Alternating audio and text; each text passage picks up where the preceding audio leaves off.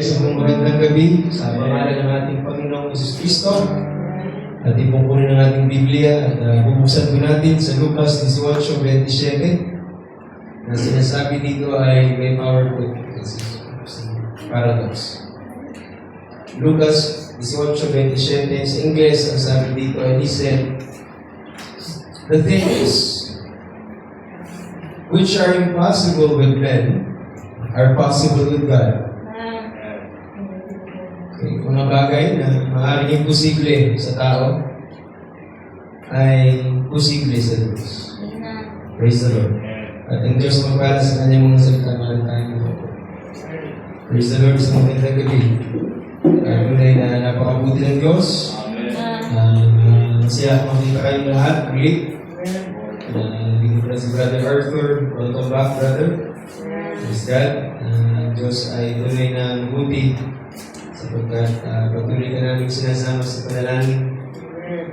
Lalo kung mga panahon na mag-isa lang sa sister ay tunay na ang Diyos kumalinga kung bumabahin sa kanila at gilid sa iyo, I believe. Kaya narito tayo na magkakasama-sama, magkakapatid sa Panginoon. Hallelujah. Masaya kong nakita kayo na ipapatuloy sa Panginoon at tatigid na makikinig ng salita ng Diyos. Hallelujah. Sa Tagalog na natin binasa mga kapatid para tayo yung makakain ng tinapay ng buhay ng Diyos na maghati-hati. Ang mga bagay na hindi magagawa ng mga tao ay magagawa ng Diyos. Hallelujah. Amen. Sa gabi nito, gusto kong talakayin ng isang salita na inangaral ni Brother Brandon ng Moses. Okay? Na paradox. Napakahalaga ito kasi almost every Friday, we're tackling about faith. Man. And we cannot miss this part. No? Kung pag-uusapan natin ang pananampalataya, hindi mo pwedeng alisin ang bagay na ito. Mga kapatid, no? Actually, we have one here, paradox. And this is a very good message of the prophet, it's Moses.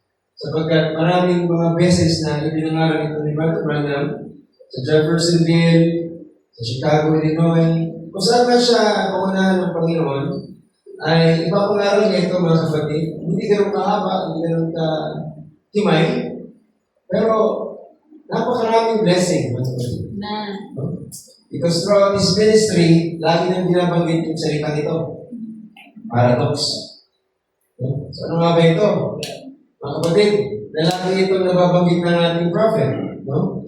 Sapagkat ito ang isang salita na mag-describe o kaya maghahayag na ang Diyos ay gumagawa ng mga supernatural ng mga bagay na hindi kayang ipaliwanag, pero totoo.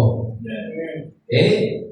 Hindi namin kayang ipaliwanag ang mga bagay-bagay sa Diyos or sa ating sariling kaisipan, hindi natin maarok. Hindi natin maliriw, pero nangyayari. Ang tawag doon, paradox. Kung nilagyan natin ang kahulugan sa mga nasipi o kaya mga nabanggit ng ating mahal na mensahero, sapagkat wala tayong sariling mensahe, I believe ang Diyos ang nagsasalita sa taong ito yung pag binabanggit niya ito. Kasi umaakma ito sa salita ng Diyos. Huwag na natin ituro kung hindi umaakma sa salita ng Diyos. Pero kung ito ay umaakma sa salita ng Diyos, 100%, mga kapatid, panampalatayanan natin ito. Now, according to Webster, kinuha niyo po ang isang dictionary. Webster Dictionary. At binigyan niya ng kahulugan kung ano ang salitang paradox. At ang sabi niya dito, isang bagay or something that seems incredible, but it's true. Kung sinabi incredible, hindi maaari. Parang meron. Hindi maaari, pero nangyari. No? Ganun ang incredible. At pinaka-synonyms or kahalintulad na salita ng paradox para mas maliwanag is miracle. Sabi niya. no? Himala, then would be the same. Para hindi natin mahirapan ang ating mga sarili. Kasi ang tagal-tagal ko po sa seminary at ibang mga denominasyon, mga kapatid, sa mensahe ko nang narinig ang salitang to. Paradox. No? Miracle. Praise the Lord. Do you believe that God is the God of miracle? Amen. Then, God is the God of paradox. Amen. At yun ang ating tatalakayin at hihimayin sa gabing ito. Next. Sabi niya, something that is unreasonable, but it's true. Hindi kaya na itong maipaliwanag o mabigyan ng kahulugan o kaya hindi mabigyan ng anumang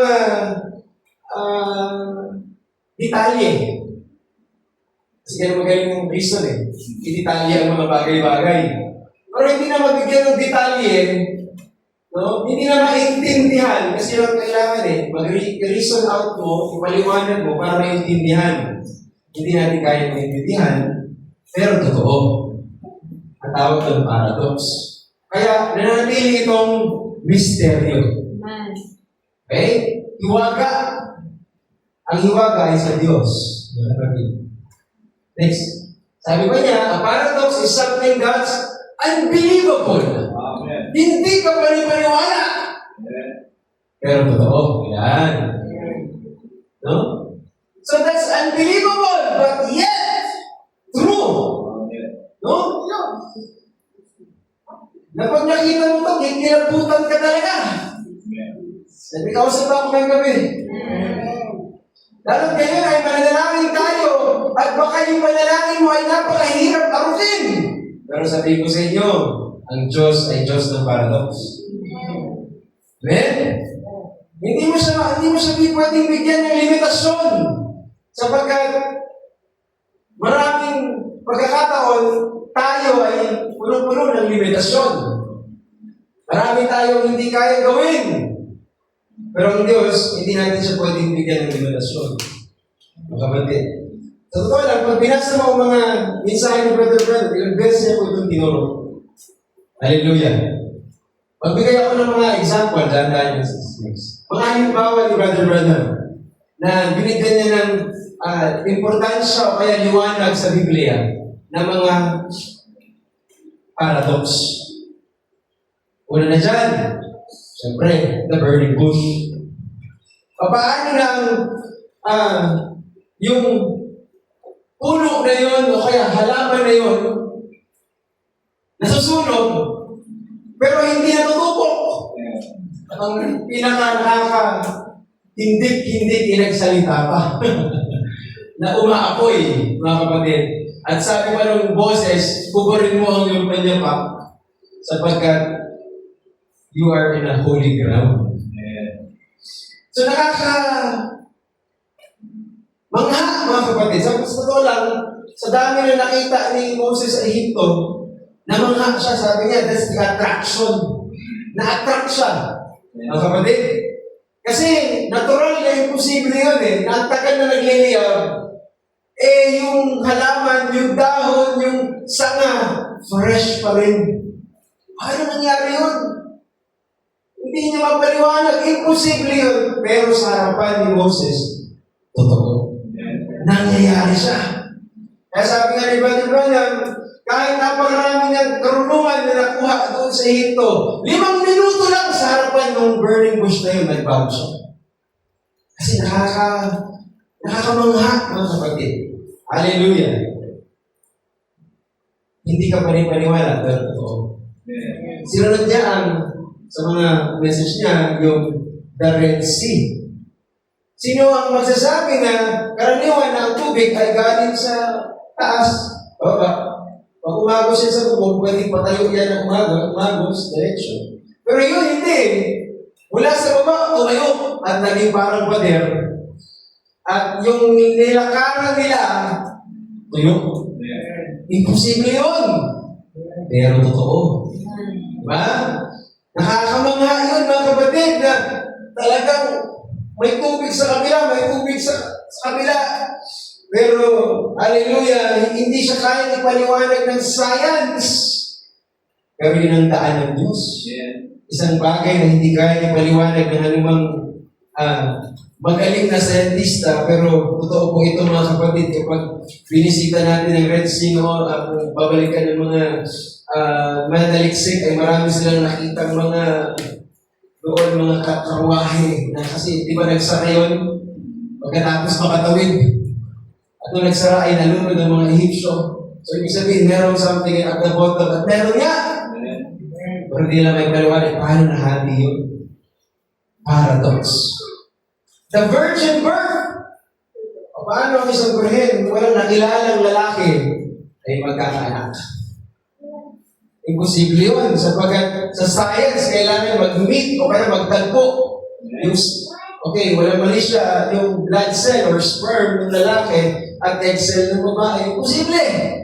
Pero may nabuo mga kapatid at nanganak siya at ang lumabas ay ang Panginoong Yesus. Paradox. Ibig sabihin, walang human touch na kapatid. At sabi ni Brother Branham, huwag natin kakalimutan na next, yung resurrection. Patay na. Kumbaga, pag sinabing patay na, death, nag-stop na yung existence. Sa science, clinically proven, patay na, pero nabuhay pa ulit. Paradox yan. Hindi natin kaya ipaliwanag yan na yung oxygen, wala na eh. Ito na tibok sa science, ito na tibok. Ang sabihin niya ng mga doktor sa morgue, expiring hour or the date, ito. At sa oras siya ay namatay, ibig sabihin huminto ang kanyang pulso ay ganito. Pero biglang kumandar ulit.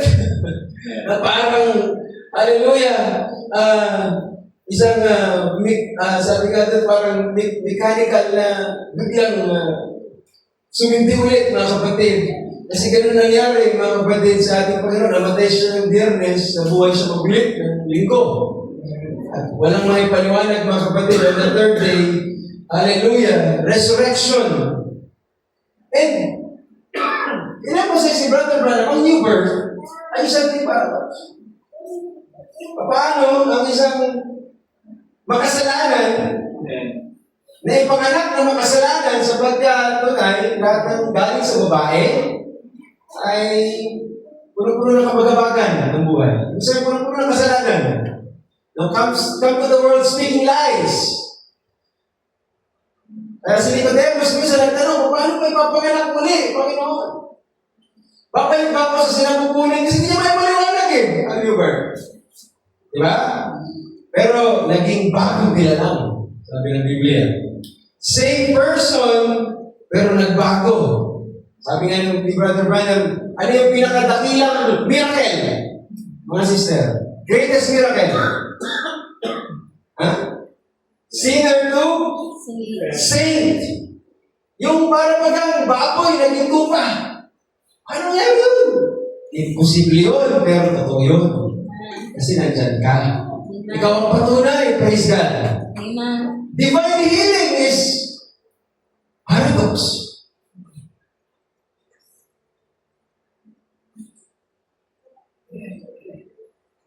Diniklara ng doktor, wala ka ng pag-asa. Di ba may mga ganyan?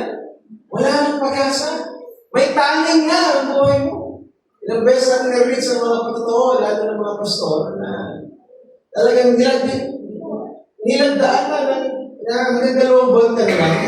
Pero sabi ng mananampalataya, buhay na aking Diyos. Binasa niya ng Psalms 103 na ang Diyos ang nagpapagaling ng lahat ng karamdaman. Lahat! Sa kanyang latay ay gumaling ako. Wala nang mai-explain ng siyensya, wala nang gamot na related doon. Mga kapatid, pero gumaling yung tao. Hallelujah! Dahil merong isa pang paradox sa ating buhay, yun yung faith. Hallelujah! Kasi wala pa, pero diniklara ng faith, nandiyan na. Di ba?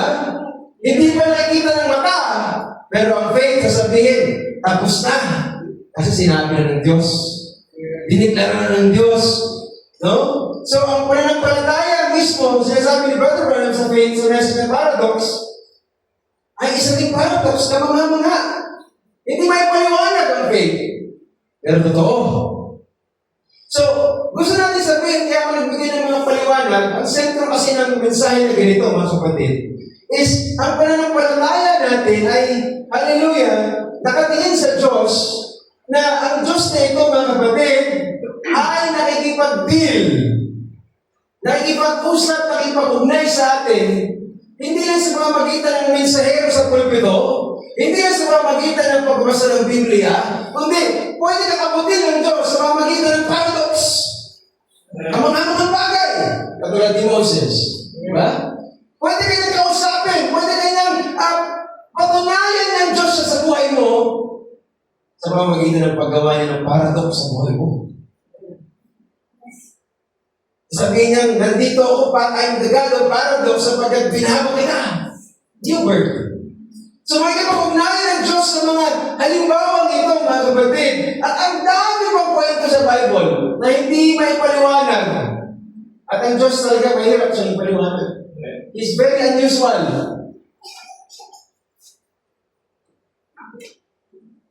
Kung kailan na-prove na ng science, sabi ni Brother Branham na wala naman talagang ulan sa mga kwento, mga pangyayari sa Biblia, walang baha, walang anumang bulwa. Doon pa yan pinagawa ng Arca si Noah. Di ba? Opposite sa nakikita. Kung kailan pa, no? Walang ulan, sasabihin ng Panginoon, ulan. Di ba? Ganun ang Diyos eh. He's a God of paradox. No? Sasabihin niya si Abraham na magiging ama ng mga bansa. Eh, ang tanda-tanda na. So, kasi lolo na eh. Pero diniglara ng Diyos sa ama ng mga bansa. At isa pang problema, yung asawa niya si Sarah, matanda na, baong pa. At hindi manganak. Napaka layo sa ini-expect ng mga tao. Nakuha niyo? Ito ang Diyos na pinaglilimuran natin. Pinapakilala ko sa inyong gabi lalo. Alam ko kilala niyo ang Panginoon. Pero gusto ko i-emphasize na ang Diyos na pinaglilimuran natin, unusual. Hindi mo pwedeng laging i-predict yung gusto niya gagawin niya sa buhay mo. Tinulog si Daniel kung kailan gutom na gutom yung leon. Pero hindi siya na ano. Tama? Paradox. Kung kailan gutom na gutom gusto patunayan ng Diyos na merong hindi maipaliwanag. Sabi ng mga tao, pagbihira. Walang hinulog dyan na hindi nilapa. Lalo, busog na yun ha. Pero sabi nila, gutumin niyo pa para pakita ko sa inyo, I'm the God of paradox. Ginutom ang mga leon. At hindi ulog si Daniel. Pero ang Diyos ay Diyos ng paradox. Hindi nila mapaliwanag. Kung kailan pinainit ng 7 beses ang burnuan, doon hinulog ang mga Hebrew children. Hindi sa God of paradox, mga kapatid. Tama? Hallelujah! Kung paano mo ipapaliwanag na si Jonah nasa tiyan ng malaking isda sa loob ng 3 araw, paano mo mapaliwanag niya?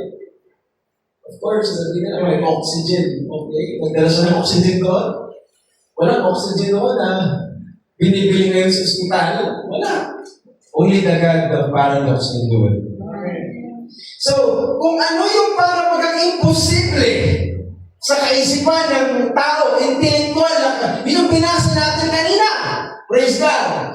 Ang mga bagay na hindi magagawa ng mga tao, basahin natin ang sabay-sabay, ay magagawa ng Diyos. Sa gabi ito, ano yung tingin mo hindi natin magawa? Then magagawa ng Diyos. That's the reason may prayer meeting tayo ngayong gabi. Ilagak natin ang mga bagay na hindi natin magagawa, pero magagawa ng Diyos. Alam kong may magagawa ang Diyos. Sabihin mo ngayon, alam kong may magagawa ang Diyos.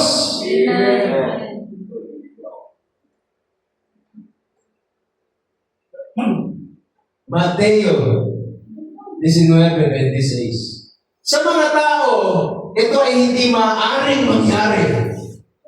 Ngunit sa Diyos, ang lahat ng mga bagay ay maaaring mangyari.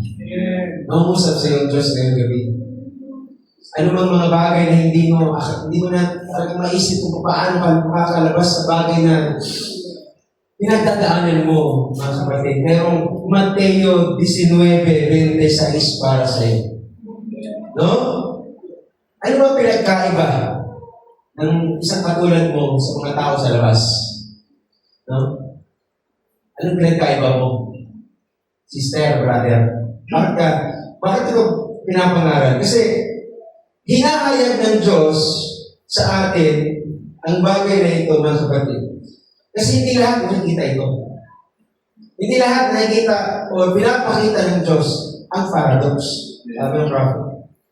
Sabi ni Brother Branham, itinatago ng Diyos ang kanyang sarili sa mga paradox. Malalaman ba agad ni Moses na ang Diyos yun na nagliliyak? Mali kong magsalita yun sa amin. Di ba? Hindi lahat, mga kapatid. Maraming beses kasi, may mga expectation tayo at lagi natin nababanggit ito. Okay, fill in the blank. What you expect is what you Yes. Ito yun. What you expect is what you get. Okay? Pero, sa Tagalog kasi, kung anong inaasahan mo, makukuha mo. Anong inaasahan mo, magaganap. Pero, may pero. Ano yung pero na yun, brother? Ano yung pero na yun, pastor? Depende kung ito'y nakabase sa pananaw mo o kaisipan mo doon sa inaasahan mo. Ano ibig sabihin? Depende sa gagawa ng inaasahan mo. Bigyan ko yung example, So, what you expect is what you get. Okay. In-expect ko na galing akong balaya. Pag in-expect ko na ang asawa ko kaya akong ipagluto. Praise God. Totoo yun. Kasi kilala ko siya eh. I expect kaya niya ipagluto. O kaya I expect Sister Lydia can also cook. Kasi kilala ko siya na marunong magluto. But I cannot expect Hans to cook for me. Tama niyo? Pwede akong mag-expect sa asawa ko kay Sister Lydia na magluto. Pero hindi pwede akong mag-expect doon sa bata. Kasi kilala ko yun hindi na kaya gawin. So, ang expectation mo, depende doon sa pagkilala mo, sa gagawa ng expectation mo. I can expect Brother Burke can drive my car, but at this moment, I cannot expect my wife can drive my car. Sapagkat sa oras na ito, hindi pa siya marunong. Nagsasanay pa lang siya sa oras na ito. So, ang expectation mo rin, depende sa present truth ng pagkilala mo sa tao na yon, o let's say sa Diyos. Mag-expect ka lang sa Diyos, depende sa pang-presente. Yung pagkilala mo sa Kanya ngayon. Mga kapatid, hindi ka pwede mag-expect sa Kanya na hindi mo talaga siya tunay na nakikilala. Kaya nga, kung mananalangin ka ngayong gabi, depende yun sa pagkakilala mo sa Kanya. Ako nyo? Sa iba, malalim itong sinasabi ko, pero sa iba, mababaw lang yan. Kasi sa ko lang, hindi pa siya handa na mag-expect. Baka yung faith niya, wala pa dun.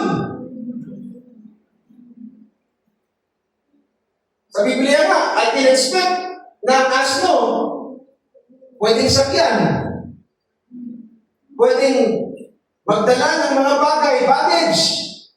Pero hindi ko in-expect. Nung binasa ko Exodus chapter 3, yung asno nagsalita Di ba?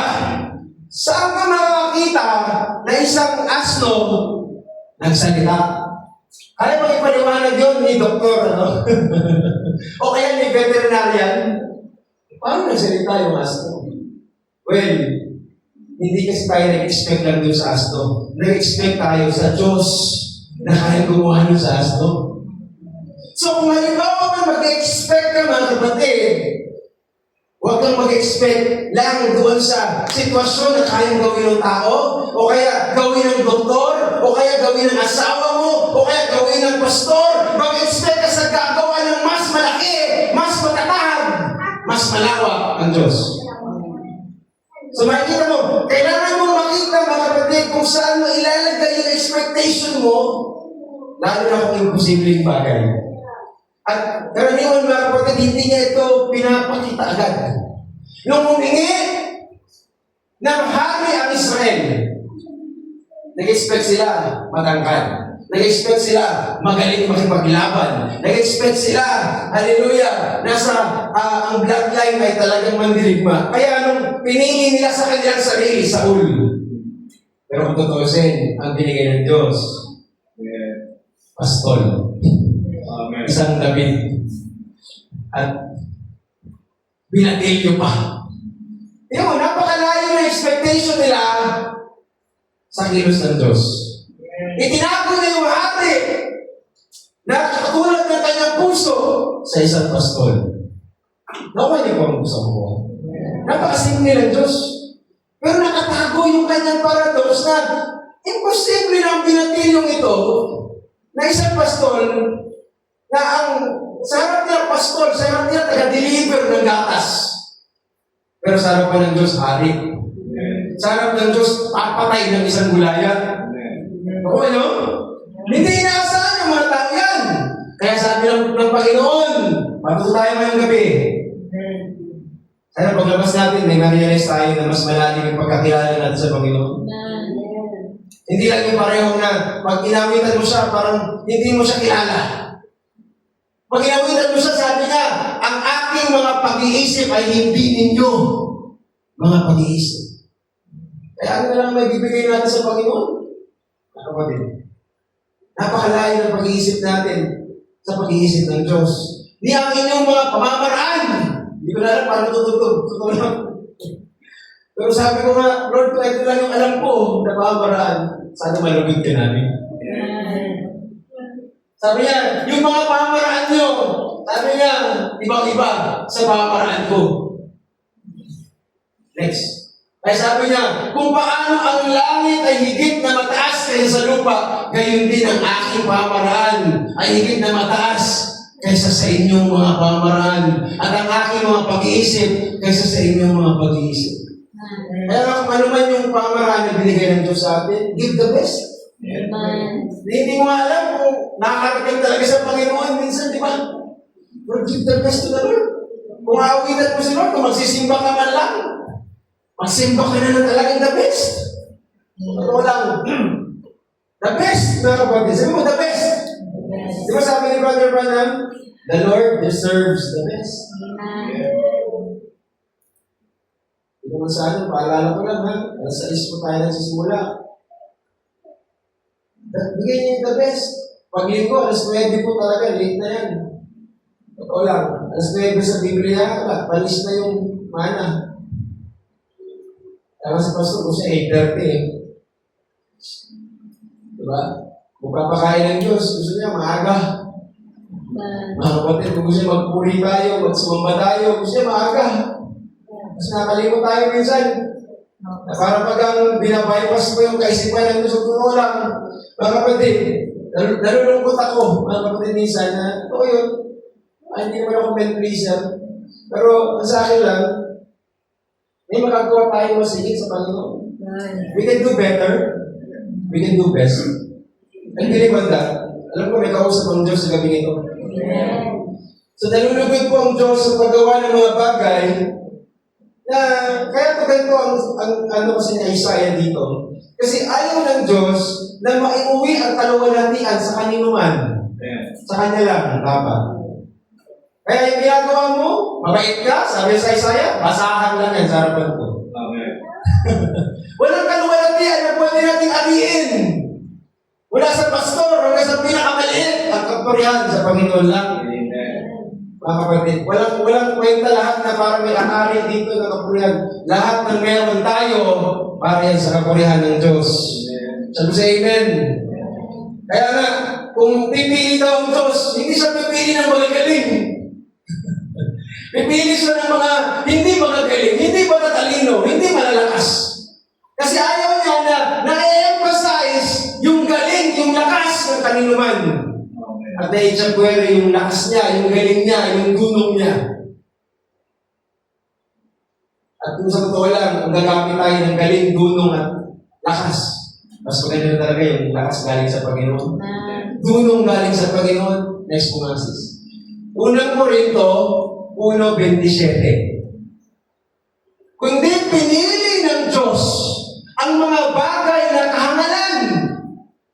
foolishness. Sa sanlibutan, yung pagtatawanan ng sanlibutan, yung parang kukutsain ng sanlibutan, kukutsain ng kapitbahay, may suot mo. Eh, suot mo, ang init-init, ang haba-haba. Mas pinili ng Diyos yun. Yung parang bagang, ganyan ang buhok mo. Diba? Linggong-linggo. Hindi ka lang matulog. Mas pipiliin ng Diyos mo, parang kahangalan sa sanlibutan upang kanyang hiyain ang matatalino. Huwag naman. Pinili ng Diyos ang mga bagay na mahihina sa sanlibutan upang kanyang hiyain ang malalakas. Dapat yung malalakas, sila yung hindi napapahiya kasi malalakas sila eh. Dapat yung mga matatalino, sila yung hindi napapahiya kasi matatalino sila eh. Pero sa harapan ng Diyos, sila yung gusto ipahiya ng Diyos. Ganun ang Diyos ng paradox. Hindi siya doon sa magagaling. Yan ang kayang gawin ng pananampalataya. Ang pananampalataya, pagkamat alam niya sa sarili niya siya'y mahina, siya'y maraming pagkukulang, siya'y hindi kayang gawin ito, hindi kayang gawin yan. Pero tandaan mo, ang pananampalataya niya, hindi mo pananampalataya. Pananampalataya ng Panginoong Yesus Kristo.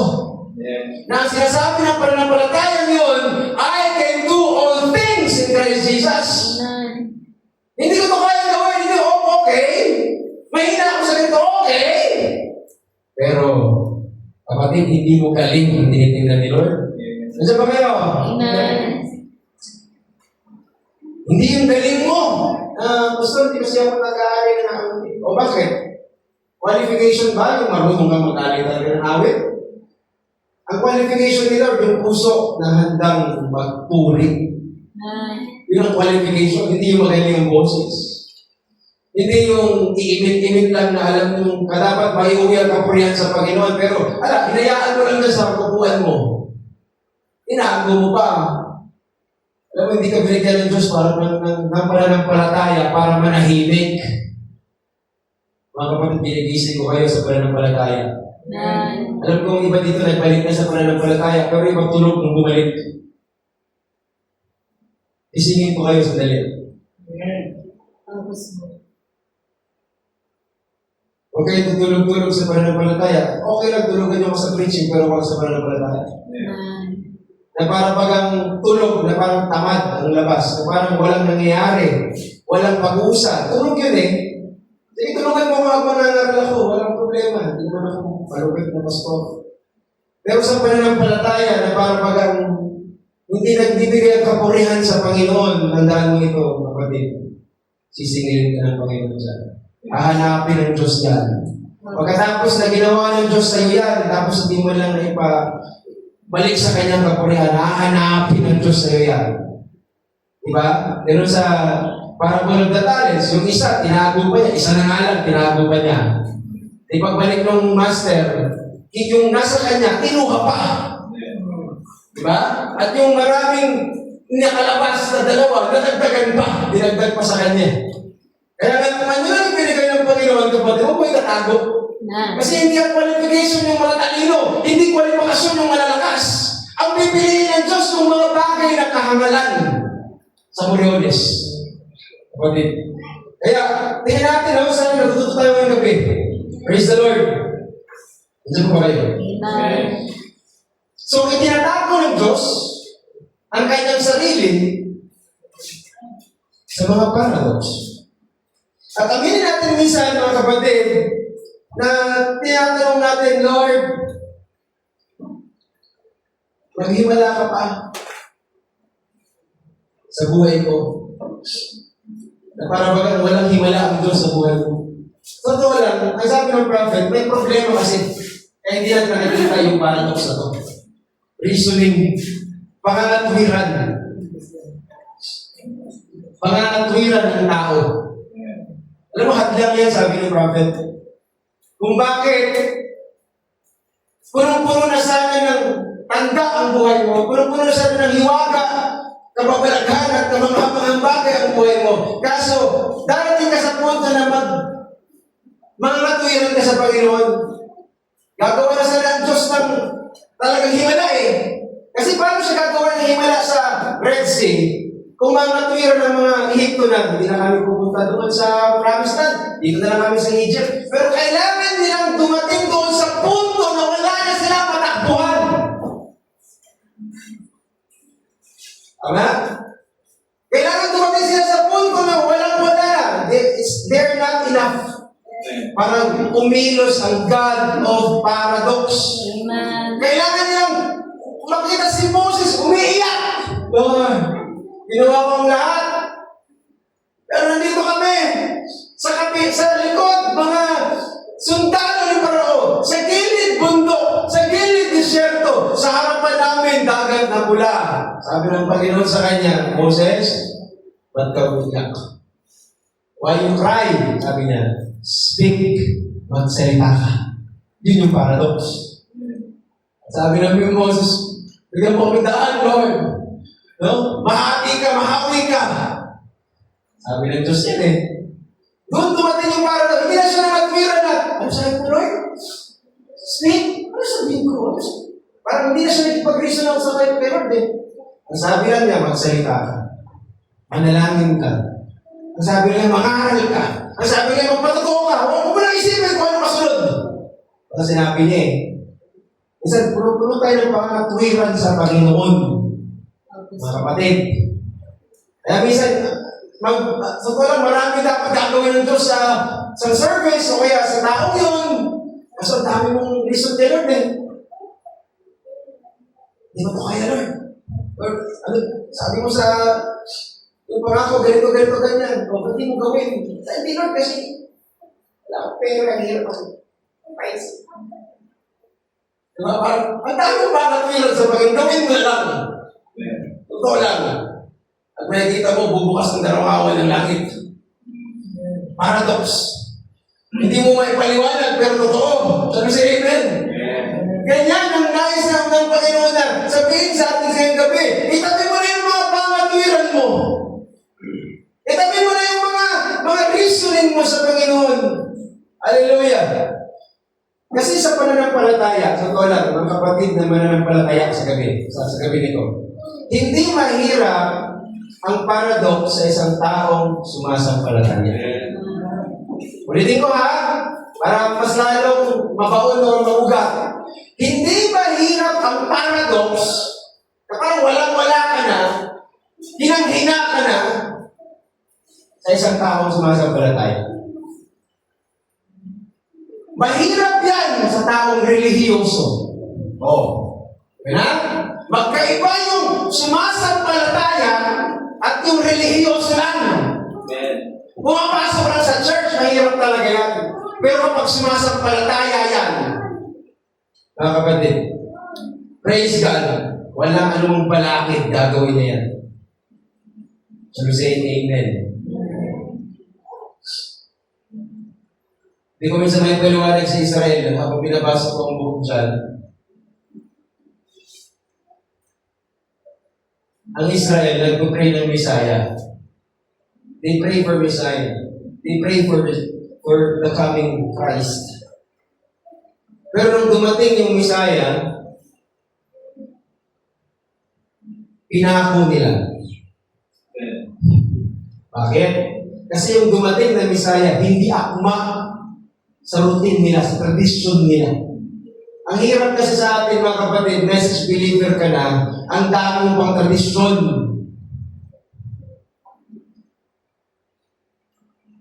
Message believer ka na, nandun ka na sa katotohanan, ang dami mo pang sinusubaybayan na pamahiin. Kahit hindi mo makilala ang pagkilos ng Diyos. Kaya minsan tinatago ng Diyos ito sa mga matalino. Totoo, sinabi ng Panginoon yan eh. Nagpasalamat ko na sa Ama eh. Mateo 11:25. Nang panahon niya sumagot si Jesus, sinabi niya, ako'y nagpapasalamat sa iyo, O Ama, Panginoon ng langit at ng lupa, na iyong inilihim ang mga bagay na ito sa mga bantas at mga talino, yung mga marunong. Ang daming alam. Tinatago niya yung mga paradox niya. Hindi niya pinapakita. Pinapakita niya sa mga sanggol na sukat na matututo. Babes. Yung mga inosente. Yung mga wala masyadong alam. No? So, ang dami ko pong kaibigang theologians, nagpipray na makita ang katotohanan. Inabutan ko sila ng mensahe. Oh, the same spirit. Nagpipray ng katotohanan, dumating yung katotohanan, di-reject. Diba? Pero si Jesus, dumating yung Messiah, pagdating ng Messiah, pinako. Pero, they want the truth. Pero bakit ikaw? Nakilala mo ito, kapatid. Lord. Bakit hindi ito tinago ng Diyos sa iyo? Amen. Bakit pag nangungusap ang Diyos sa iyo, amen ka? Amen. Bakit kahit hindi mo maintindihan ang ministry ni Brother Branham? Isang napakalaking namangha ako. Sa panahon ni Brother Branham, May 14, 1940, May 14, 1946 or 47, or 43. Biglang huminto ang World War II. The same day, kausap yung prophet na ito. Napakahirap paliwanag. That the God that stops the war speaks to what you call William Branham. Ang hirap kailan sa akin bilang theologian, but I have to accept that God speaks to the Son of Man. The Son of Man, in a Son of Man, napakahirap na yung theologians. Pero praise God, na-overcome ko yung mga kapatid. Na pinaliwanag sa akin ng Panginoon paano kumilos ang Panginoon sa dili kong 7th grader lang, walang pinag-aralan. Pero kapag nagpaliwanag ng Biblia, punto per punto, ora mismo, nandun ang kanyang banal na spirito na nagpapaliwanag mga kapatid. So makikita mo, hallelujah, marami ang nag-reject sa mensahe nito, pero isa ka sa tumanggap. Sapagkat inari ka ng Diyos na hindi ikaw yung pantas, hindi ikaw yung matalino, pero nahayag sa iyo na isang sanggol na lalaki sa salita ng Diyos. Ano sa amen? Kasi, praise God, siya mismo mga kapatid, siya mismo ay paradox. Ang Diyos mismo ay isang paradox sa atin. Okay. Lagi tayo konti. Nung dumating ako sa mensahe, nung napaliwanag sa akin ang Godhead, mga kapatid, na isa lang ang Diyos, isa lang ang persona ng Diyos, hindi siya tatlong Diyos. Mas madali kasi ipaliwanag na tatlong Diyos. Pero napakahirap i-reconcile na isa lang ang Diyos. Paano na ang Diyos na kumukover ng lahat, pag sinabi ko kumukover na, heaven and earth, sakop ng Diyos na ito. Napakalaki, napakalawak. Higher than the mountain, sabi ka ng awat ng mga bata. Wider than the ocean. Wider than the universe. Diyos yun ha. Tapos na ilagay niya ang kanyang sarili doon sa isang Maria. Hindi mo talaga may paliwanag. Napakaliit. Isang baby. A baby is a virgin shall conceive. Unto us, a baby is born. Napakahirap na ang Misaya, mga kapatid. No? Yung logos na lumabas doon sa Elohim ay magiging flesh at kailangan niyang mailagay doon sa isang Maria. Sinapupunan ng isang Maria. Totoo lang, mga kapatid, it's really a paradox sa akin na ang Diyos na eternal, ha? Nagkaroon siya ng oras. Eternal. Nagkaroon siya ng oras. Sonship. Yung Creator, naging sariling creation niya. Ang hirap kahit paliwanag talaga nun ng Diyos na pinakamakapangyarihan na pwede siyang magpakita sa Old Testament bilang mga natures. Di ba? Siya yung nagpakita kay Job sa ipo-ipo. Siya ang nagpakita kay Moses sa pamamagitan ng burning bush. Siya ang pillar of cloud, pillar of fire. Siya yun! Pero magiging isang Jesus siya, na siya din yun, hindi ibang persona. Ang tagal kong pinag-aralan yun mga kapatid. Hindi sa sarili kong galing, kundi pananampalataya pa rin. Kasi hindi ko kaya ipaliwanag on my own. But the Word was made flesh, sabi ng Biblia. So, hindi may paliwanag, hallelujah. Pero ang kaya ko lang sabihin, 4 na letra na isang salita. Amen. Amen. Pag nagpresenta ang paradox sa'yo, all you have to say, Amen. Amen. Amen. Because Jesus, kapag nakasama mo siya personal ha, halimbawa ang Panginoon, o kung nabuhay man tayo 2,000 years ago, at kasama mong lumalakad si Jesus, ay hindi mo siya maintindihan sa totoo lang. Gutom siya, pero siya mismo yung gutom na nagpapakain ng libo-libo. Di ba? Siya yung walang makain, gutom, pero pag nag-pray, kaya niya pakainin ng libo-libo. Ito maintindihan minsan. Hayaan niya yung sarili niya magutom bago magpakain ng naparami. Pagod na pagod siya, patig sa biyahe, pero pag bumagyo ng malakas, kaya niya patigilin ng bagyo. Wala akong nakita na bodybuilder na tumayo habang may signal number 5 at sasabihin na stop. Kahit gaano makalakas, kahit gaano matindi ang government, wala pang tumitigil ang bagyo sa pamamagitan ng kanilang sariling galing. Pero sinabi lang niya, peace, be still. Pagod yun ha. Pagod yun. Huminto yung bagyo. Kaya kung sabihin na mapagod ang Diyos sa'yo. Kasi nung pagod siya, kaya niya mapahinto ng bagyo. Ako ano? Kung may mga bagyo sa buhay mo, hindi kailangan ng Diyos na parang full power siya, full equip siya. Kasi kahit pagod siya noon, tulog pa nga siya ginising lang siya. Ginising siya ng unbelief ng mga binangon ni Santos. Tulog siya, pero hawak niya ang lahat. Hindi siya nag-rattle in his sleep. Hindi siya kinakabahan, hindi siya nababahala habang siya'y tulog. Yan ang Diyos natin pinaglilingkuran.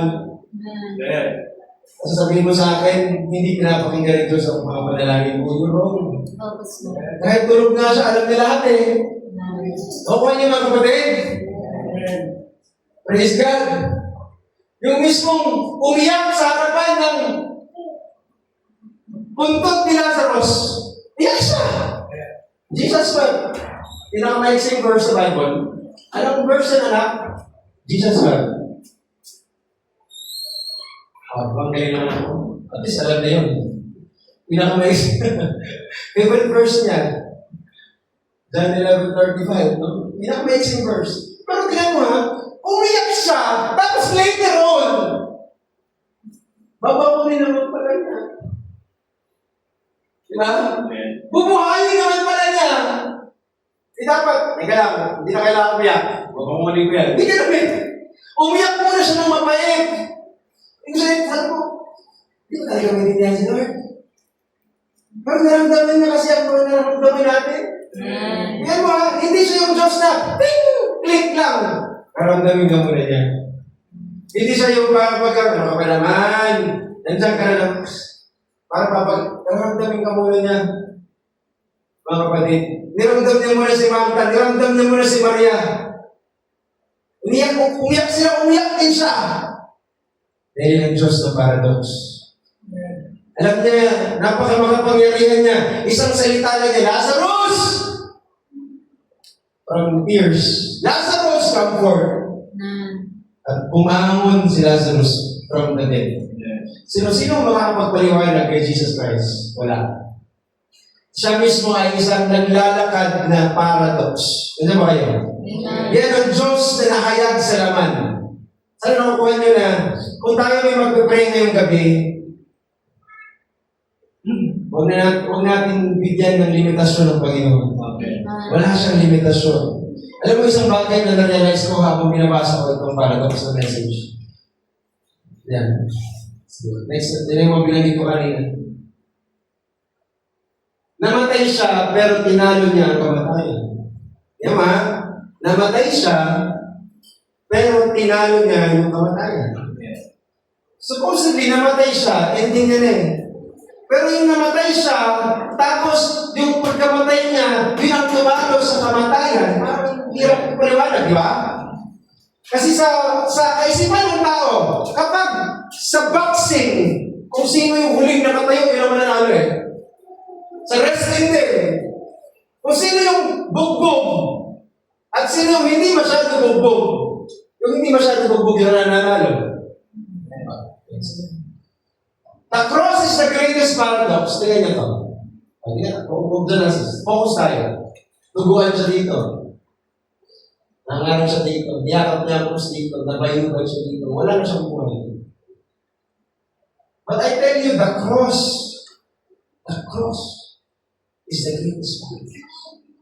The cross is the greatest paradox. Mukha na siyang talunan dito eh. Mukha ng pagkatalo, binugbog siya dyan. Walang bago yan, pinagkalalo siya ni Judas. Heartbreaking.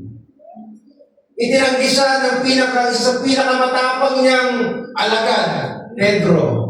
Alam niya kung sino si Jesus Christ dahil the Son of the living God. Nasa kanyang revelation of Godhead, pero itinanggi siya. Tapos sinuli siya, tinakwil siya, tinampas siya, pinahiya siya, binugbog siya, sinugatan siya, nilagyan siya ng koronang tinik, talunan, ipinako siya, kinutsa pa siya, hinubaran pa siya. Akala ng mga disipulo, this is the end. It is over. Because the way it looks, the way it looks, it's over. Akala ng impyerno, nakasabi pa niya dun sa Matthew 16 na the gates of hell shall not prevail. Guguhan siya dyan. So nagbubunyi ng mga demonyo.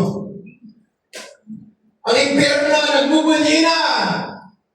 Naalala mo that person, that man, siya yung nagpabagsak sa atin from heaven. He was Michael, and ngayon, bayubay sa krus ng Kalbahan. Wala nang pag-asa. Natalo natin siya. Nakapayubay. Lifeless. Nagtitiwag ng maaga sa Satanas. Pero just to let you know, paradox to eh. Paradox sa krus ng Kalbaryo. Dahil di lang natalo siya, mga kapatid, pero sa katunayan, yan ang pinakadakilang tagumpay ng Diyos. The Lord. Akala ng mga Diablo, pinatay nila ang buhay. Totoo naman eh, namatay yung buhay. Pero sa halip, mga kapatid, hallelujah, yung buhay na yun ang pumatay sa kamatayan. Yung buhay ang pumatay sa kamatayan. No? Kapag, di ba minsan nabanggit ko yung Colossus, na inilagay sila sa hayag na kahihiyan, sabi ko. So, kung titignan mo ang moral of the story, listen to me, magtatapos ako. The greatest victory in history look like complete failure. Ang pinakadakilang tagumpay sa kasaysayan ay tila kabiguan. Tila ganap na kabiguan. Tila talunan. Tila wala ng pag-asa. Tila walang nagawa ang Diyos. Pero on the other hand, yun pala ang pinakadakilang tagumpay. Ang Diyos lang may kaya gawa niyan. Na para bagang talunan siya, kapatid, pero sa kabilang banda, siya pala ang pinakadagwagi. Kaya kapatid, huwag na huwag mong titingnan ang sarili mong talunan. Kasi para pag talunan ka sa buhay na ito, ikukumpara mo ang sarili mo sa ibang mga tao o kaya sa ibang mananampalataya, pero tandaan mo, anak ka ng Panginoon. Ang buhay mo ay paradox. Tila pagka, wala nang pag-asa ang buhay ko. Para pagka hindi ako nagbabago. Para pagka, papunta akong impyerno. Pero hindi mo alam. Paradox ang buhay mo. Hallelujah. Hallelujah! So, akala nila wala na yan eh. Pero nakalimutan nila sinabi ni Lord sa John chapter 11. Ako, ang pagkabuhay na maguli. Diba? Nilibing pa siya! Sinelyuhan yung libingan ng malaking bato. Binantayan ng mga Romano. In-inspect ng mga gobyerno. In-inspect ng mga relihiyoso. Okay, patay na si Jesus.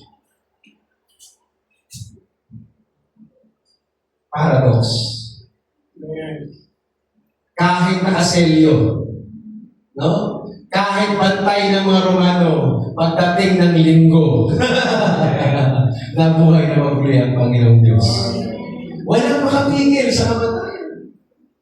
I mean, hindi kaya hawakan ng kamatayan ng Panginoon Jesus. Ng matagal. Hindi nila alam na yung pagkamatay ng Panginoong Yesus Kristo, yun ay naging daan para makapunta siya sa impyerno at kunin ang susi ng impyerno at kamatayan na wala nang papasok doon maliwag dumaan muna sa Kanya. Sinigurado niya na hindi ikaw ang pupunta doon kasi galing na siya doon. Sabi sa amen? Dapat tayong magalak sa gabi ito. Dahil ang buhay mo ay isang paradox. Alam mo, the church is God's paradox. Kung gagawa ang Diyos ng mga mirakulo, mga miracle, makita mo kamagang bagay bago ako magtapos, gagawin niya yun sa church. Tingnan mo nila nga, ang church, mga kapatid, pagkatapos ng napakadaming siglo, century ang hinigan, daan-daan taon, libo, pinersecute niya ng Roman Empire. For 2,000 years halos diba, ang daming mga sinunog, ang daming mga pinaglalagari, dumating pa ang communism, lumaganap ang atheism, yung mga hindi naniniwala sa Diyos. Ngayon, may mga modernism na, kaya tinatanggap ng mga bakla. Na sila daw ay ligtas din. Mga kapatid, marami ng mga kaharian ang nagdaan. Pero nandito pa rin ang iglesia ng Diyos. Nandito pa rin ang katotohanan, yung purong katotohanan. Hindi ba paradox yun? Na ang dami ang dumaan mga siglo. Pero ito yung sinabi ng Panginoon. Nasabi niya, sa ibabaw ng batong ito ay itatayo kong aking iglesia at ang mga pintuan ng impyerno, Hades, ay hindi magsisipalag naig laban sa Kanya. So kung itayo ang iglesia ng Diyos, mga kapatid, sa biyaya ng Diyos, think about it. Isa paradox, nandito tayo na. Isa paradox na nababalikan ng mga kaluluwa sa Moriones. Isa paradox na papatuloy ang mensahe nito na sa totoo lang ang dami nang nangyari sa mensahe nito. Pero nandito pa rin ang mensahe. Think about it, na tayo sa totoo lang guilty. That's why, saan ko nasunod yan? Guilty tayo sa kasalanan, pero sa biyaya at dugo ng Diyos, tayo na inosente, na parang walang kasalanan. Kinundam tayo, pero ginustify tayo na as if wala tayong kasalanan in the first place. Pero condemn tayo. Supposedly, impyerno, pero because of the blood of the Lamb, we can say, justified, justified. We didn't done it on the first place. We're justified. Tayo yung makasalanan, pero inawit lang natin kanina, hindi tayo tinawag ng mga servant, kundi mga anak. Tayo yung, wala naman nagbago sa panlabas. Pero same face, same fingerprints, same body, pero tinawag ng namin na new creature. Paradox. Wala naman nagbago. Totoo lang. Ano ba nagbago sa atin? Sa mga sister, pananamit, buhok kumaba. Sa mga brother, umayos ng ating pananamit, diretso shorts. Pero sapat na ba yun para sabihin new creature? Hindi. From the inside of creation. Impossible yun na hindi dumaan sa anumang therapy. Walang dumaan. Hindi ko tayo dumaan sa therapy. Hindi tayo dumaan na sinabi ni Nicodemus na babalik ba ako doon sa sinapupunan ng aking ina para may panganak na muli? Hindi nangyari yun. Kasi hindi naman paliwanag, di ba? Pero sabi lang ng Panginoon, alam mo Nicodemus, hindi mo kaya ipaliwanag ang new birth. Kailangan mo na itong maranasan. Paradox. Because new birth is an experience. Ang pagiging born again, hindi yan papasok sa relihiyon. Ang pagiging born again, mga kapatid, ay pagkakaroon ng karanasan sa Panginoon. Sabi sa amen. Alam mo, kung hindi tayo nagkaroon ng karanasan sa Panginoon, hindi natin kaya magbago. Pero dahil nagkaroon tayo ng karanasan sa Panginoon, sa aking pagtatapos, meron pang final. New birth is paradox. Sinabi ko niya kanina. Meron pang final paradox. Body change. Rapture in the twinkling of an eye. aalis tayo dito. Na hindi na tayo makapalatagpuan ng sinuman. Di ba? Ang buong mundo magsasuffer on what you call great tribulation, but you have a greatest paradox, greatest escape. At ang escape mo, yung pananampalataya mo, yung sinasampalatayanan mo, mangyayari sa katawan mo, babaguhin niya ng Panginoon. Na ang sabi ng salita ng Diyos, kung ano yung katawan ng Panginoon Jesus, ganun ang magiging katawan mo. At there will be meeting in the air. Alam ko may meeting in the air yan. Amen. How can we meet in the air? Amen. Meron bang dalawang aeroplano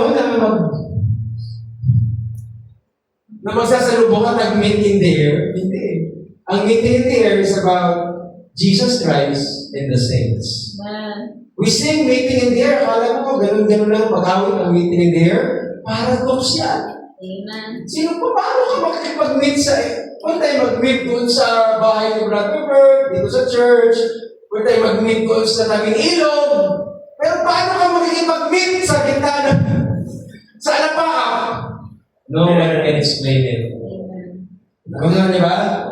That's the meeting in the air. So, who's the paradox? Saan nakatutok ang paradox ng Diyos? The paradox of God is you. Amen. Ikaw at wala ng iba. Sapagkat walang meeting in the air kung wala ka. Okay nyo? Walang meeting in the air kung walang Moriones Church. So, kailangan natin mga kapatid, manampalataya, magsikap pa, at ibigay ang the best para sa Panginoon. The Lord bless you. Ang Diyos sa kapurihan. Palakpakan natin ang Panginoon. Hallelujah. Sa oras na ito, ikaw ang pinaka-paradox ni Lord. Amen. Gagawa ng Diyos ng mga kamanghamangang bagay Amen. sa pamagitan. Amen. Tayo lahat ay tumayo. Hallelujah. I know the Lord will make a way for me. I